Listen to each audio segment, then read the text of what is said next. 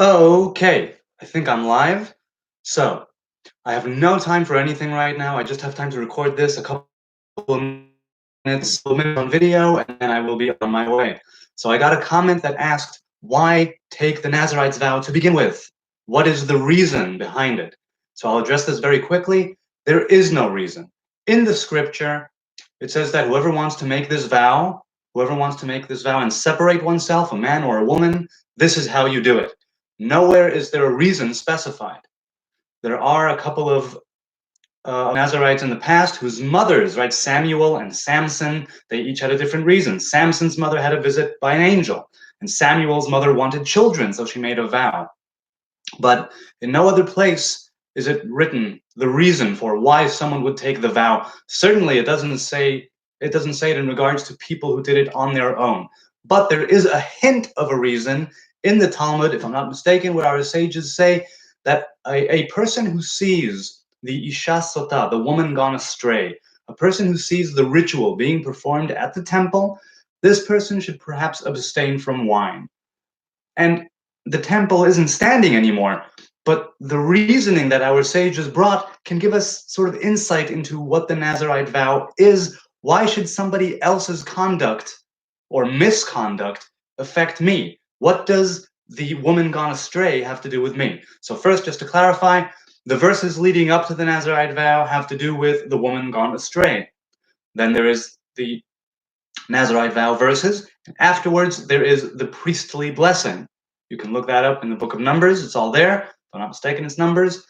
So the question is still asked, why take a Nazarite's vow? And I think it has to do with the fact that the Nazarite vow is a personal vow, but it has to do with everything. That's part of its charm, if you will. Meaning, if I'm at the temple, a man or a woman, and I'm witnessing someone else going through something, and I'm thinking, what can I do about it? Do I shame that person? Do I go against that person? No, it has nothing to do with them. It has everything to do with me, because we are all connected, because it is a network.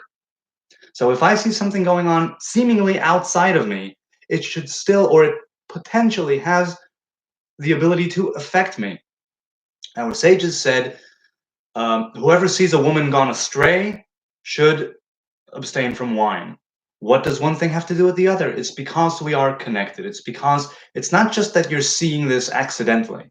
You're seeing this because you are perceiving something that needs to be made right.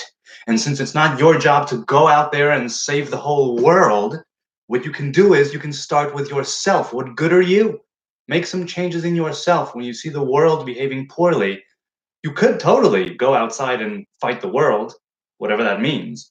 But you should try and take care of yourself first. Put yourself in order. Put your house in order, as Dr. Peterson says.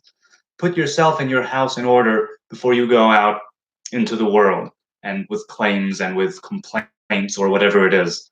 Now, this isn't true 100% of the time, but through this little teaching, I think our sages were trying to give us some insight into the Nazarite vow. It's a personal one, but it has to do with everything and everyone, because what you do matters. The life you choose matters. The life that you don't choose matters. And you seeing something that's happening seemingly outside of you, don't make the mistake of thinking that the disconnect is so fierce. It isn't. We're all connected. And what you're seeing right now, you're seeing for a reason. So maybe, perhaps you should take it to heart and see what you can do about it on your end.